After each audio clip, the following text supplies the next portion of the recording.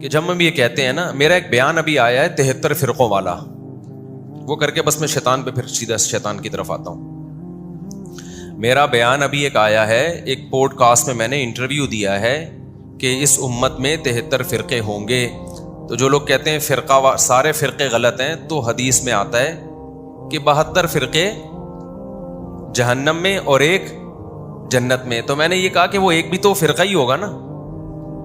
کیا خیال ہے بھائی؟ اگر سارے فرقے غلط ہیں تو وہ ایک بھی کیا ہوگا؟ وہ بھی تو فرقہ ہی ہوگا. تو میرا یہ بیان چلا، اس پہ لوگوں کا ری ایکشن آنا شروع ہوا کہ نہیں وہ فرقہ نہیں ہوگا، وہ تو جماعت ہوگی، الجماع. وہ کیا ہوگا؟ الجماع ہوگا. یہ جواب دے کے جن لوگوں نے یہ جواب دیا نا، وہ اور زیادہ پھنس گئے ہیں. ٹھیک ہے نا؟ اگر صرف فرقہ کہہ دیتے نا تو بچت ہو جاتی. انہوں نے کیا کہہ دیا کہ وہ فرقہ نہیں ہوگا جو جنت میں جائے گا، وہ کیا ہوگا؟ الجماع. بات صحیح ہے، وہ الجماع ہوگی، لیکن ہوگا فرقہ جس کو نبی نے کیا کہا ہے؟ جماعت المسلمین کہا ہے، سواد المسلمین کہا ہے. نبی صلی اللہ علیہ وسلم نے فرمایا ایک جنتی 72 جہنمی. جو ایک ہے وہ باقاعدہ جماعت ہوگی مسلمانوں کی، وہ 2-4 لوگ نہیں ہوں گے. لہذا اس جماعت سے چمٹے رہنا. اب دیکھ لو، جماعت زیادہ کو کہتے ہیں یا کم کو کہتے ہیں؟ جو جماعت سے ٹوٹ کے الگ ہوتا ہے اس کو فرقہ کہا جاتا ہے، جو جماعت میں رہتا ہے اس کو فرقہ نہیں کہا جاتا. اب آپ دیکھ لو، صدیوں سے جو تواتر سے اسلام چلا آ رہا ہے، وہ تو 4 مکاتب فکر ہیں، حنفی، مالکی، شافعی، حنبلی، جو سب ایک دوسرے کو درست سمجھتے ہیں. تو جماعت تو وہ ہے. جو اس سے ٹوٹے گا وہ کیا ہوگا؟ سب سے پہلے شیعہ لوگ ٹوٹے اہل سنت والجماعت سے، وہ ٹوٹے، وہ صحابہ کے راستے سے، ٹریک سے الگ ہوئے. انہوں نے کہا ہم نے صرف اہل بیت کو فالو کرنا ہے. اس دعوے میں وہ کتنے سچے کتنے جھوٹے وہ جانے. لیکن صحابہ سے کیا ہوئے؟ وہ حضرت عمر کو نہیں مانتے، حضرت عثمان کے فیصلوں کو نہیں مانتے، حضرت ابو بکر کے فیصلوں کو نہیں مانتے. الجماعت میں سب سے پہلے تو خلفائے راشدین ہیں. تو خلفائے راشدین کے مکتب کو کس نے فالو کیا؟ یہ تو ائمہ اربعہ نے فالو کیا ہے.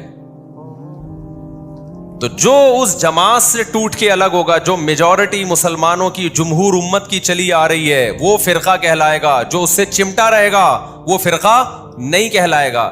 کمال کی بات یہ ہے، یعنی وہ فرقہ تو کہلائے گا، وہ والا فرقہ جو جہنمی ہے وہ نہیں کہلائے گا، بلکہ جنتی فرقہ کہلائے گا.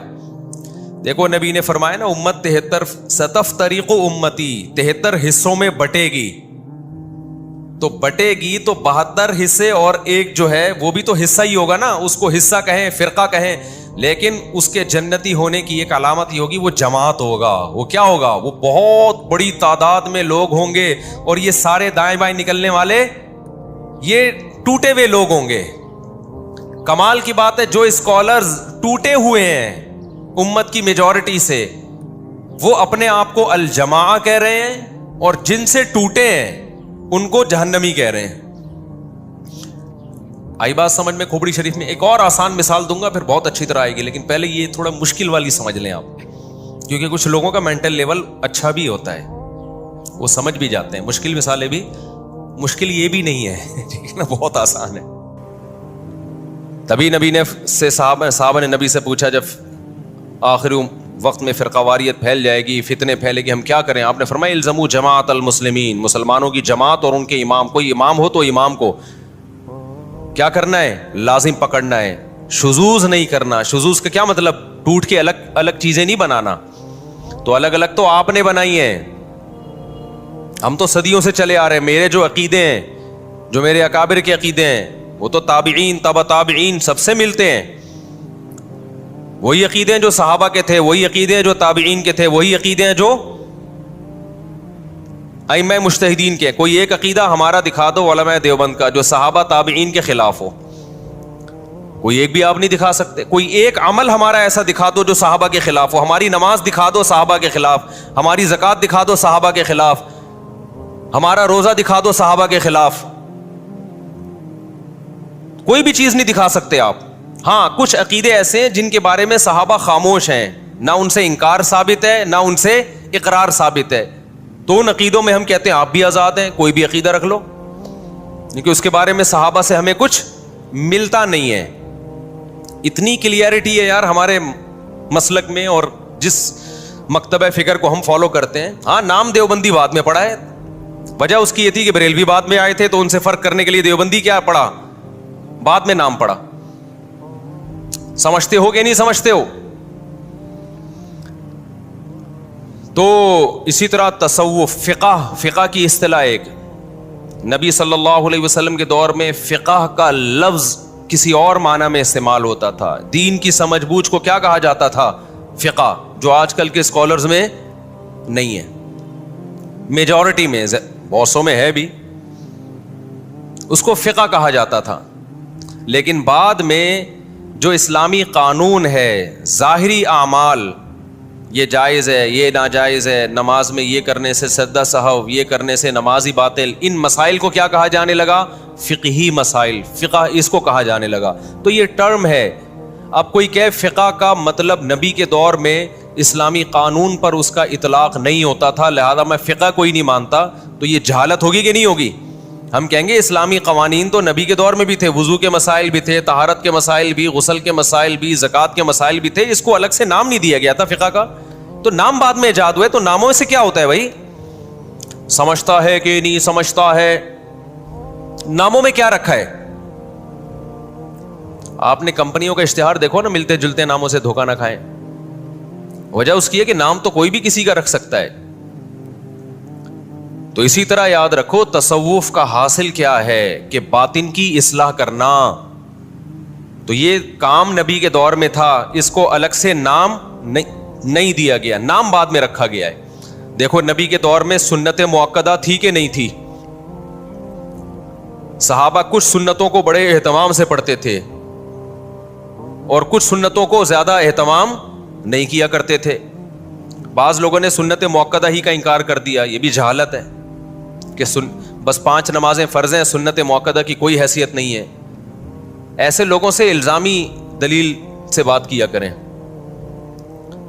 کوئی یہ کہتا ہے نا کہ سنت مؤکدہ سرے سے ہے نہیں, اور وہ حدیث پیش کرتے ہیں کہ نبی صلی اللہ علیہ وسلم کے دور میں ایک صحابی نے کہا میں صرف 5 نمازیں پڑھوں گا, اور چند باتیں کی آپ نے فرمایا جس نے جنتی کو دیکھنا ہو تو اس کو دیکھ لے. تو اس نے کہا کہ بھائی ان لوگوں نے, وہ اسکالرس کہتے ہیں کہ اس میں سنت مؤکدہ تو کہیں ہے ہی نہیں, صرف 5 نمازیں ہیں.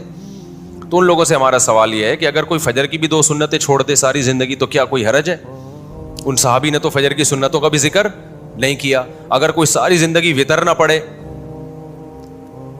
تو بھی کوئی حرج نہیں ہے, جبکہ وطر نہ پڑھنے کو تمام محدثین فقہا وطر چھوڑنے والے کو کچھ تو حرام ناجائز کہتے ہیں, کچھ کہتے ہیں شدید ملامت کا مستحق ہے. امام احمد ابن حنبل جو امام بخاری کے استاذ ہیں, انہوں نے تو یہاں تک کہہ دیا جو وطر کی نماز نہیں پڑھتا اس کی گواہی مقبول نہیں ہے, وہ گواہی دینے کا حل نہیں ہے.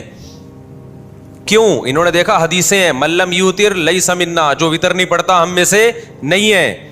ان اللہ زادکم صلاۃ الا وہی الوتر, اللہ نے ایک اور نماز کا اضافہ کر دیا ہے, وہ کیا ہے؟ وہ وطر ہے. البانی نے اس حدیث کو صحیح کہا. میں ناصر البانی کا حوالہ اس لیے پیش کر رہا ہوں کہ یہ لوگ ہمارے خلاف جب وطر کے بارے میں دلیل دیتے ہیں نا, اور یہ ہمارے خلاف جو بھی دلیل ہیں, تو البانی رحمہ اللہ کا حوالہ دیتے ہیں کہ انہوں نے حدیث کو صحیح کہا ہے غلط کہا, اس لیے میں ان کا حوالہ دے رہا ہوں. سمجھتا ہے کہ نہیں سمجھتا؟ اتنی ساری حدیثوں کو کہاں لے کے جاؤ گے؟ اور فجر کی 2 سنتوں کی کس قدر تاکید ہے. اور چلو اگر سنت مؤکدہ کا اسلام میں کانسیپٹ ہی نہیں ہے, کوئی کانسیپٹ نہیں ہے, فرض ہے یا عام سنت ہے, تو میرا ایک سوال ہے, فجر کی 2 رکعتوں میں ہم چھوٹی قرات کرتے ہیں یا لمبی قرات کرتے ہیں؟ بولو نا. لمبی قرات ہے نا, مغرب کی نسبت فجر کی نماز چھوٹی ہوتی ہے یا لمبی ہوتی ہے قرات میں؟ آپ مجھے بتاؤ, آپ کا امام اگر فجر کی پہلی رکعت میں انا اعطیناک الکوثر پڑھے اور دوسری میں قل واللہ احد پڑھے اور یہی معمول بنا لے, آپ برداشت کر لو گے امام کو کہ بھائی تو مغرب ایسے پڑھا رہا ہے جیسے فجر ایسے پڑھا رہا ہے جیسے مغرب؟ آپ اسے جواب میں یہ کہہ سکتے ہو کہ یہ فرض ہے, فجر کی 2 رکعت جو پڑھی جائیں گی ان میں لمبی قرات کیا ہے؟ فرض ہے. آپ یہ کہہ سکتے ہو امام کو؟ فرض تو نہیں ہے, اگر فرض ہوتی تو پھر انا اعطینا سے نماز ہوتی نہیں. آپ جواب میں یہ کہو گے بھائی یہ سنت ہے، فجر کی 2 رکعتوں کو طول دینا کیا عمل ہے؟ سنت عمل ہے. انا اعطینا آپ مغرب میں پڑھ لیں. چلو کبھی کبھار فجر میں ہو جائے، سفر میں آپ تھے یا کہیں تھکاوٹ تھی تو ایک الگ بات ہے. نارملی فجر میں لمبی قرات کرنا سنت ہے. جواب میں وہ یہ کہے کہ سنت ہے نا، کوئی فرض واجب تو نہیں ہے. جواب میں وہ یہ کہے کہ سنت ہے نا، کوئی لازم تو نہیں ہے نا. آپ نے کہا ہاں جی ہم نے تو بعض اسکالرس کو سنا ہے کہ یا تو فرض ہوتا ہے یا سنت موقدہ تو کچھ ہوتا ہی نہیں ہے. آپ کو ہاں سنت ہے تو کیا جب ضروری نہیں ہے؟ ان صحابی نے تو کہا تھا 5 نمازیں فرض ہیں. 5 نمازیں کیا ہیں؟ فرض ہیں. تو میں یہ 5 نماز پڑھ لی نا میں نے فجر کی، ہو گئی نا. انا اعطینا سے بھی تو ہو گئی نا.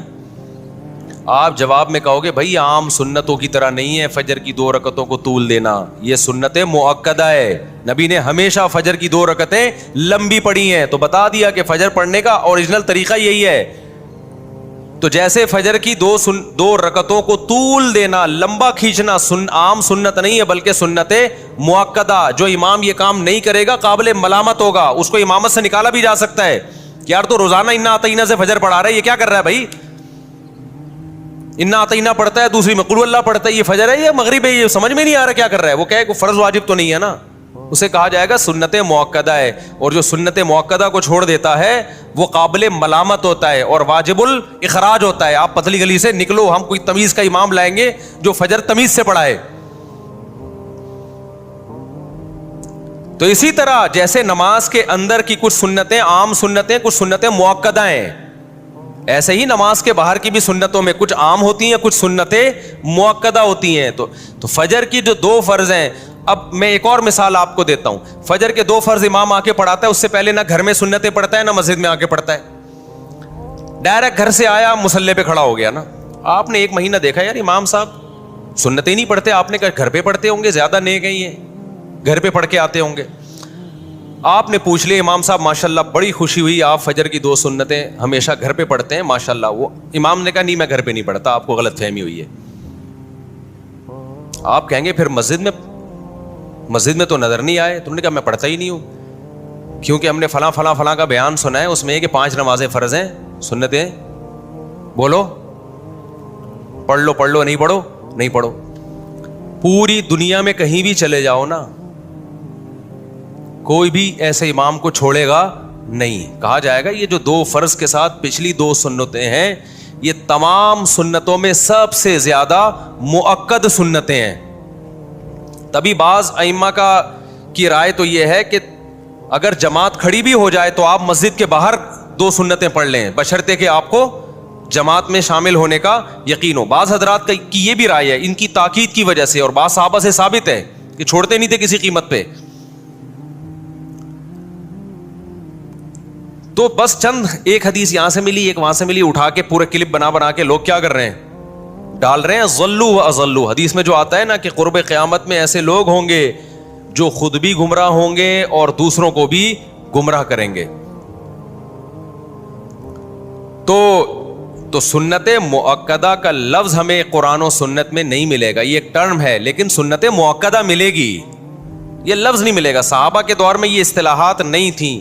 بعد میں فقہائے کرام نے، علماء نے عوام میں آسانی پیدا کرنے کے لیے کہ ہر عبادت کو اس کا مقام دیا جائے تو اس کے لیے اصطلاحات ایجاد کی ہیں.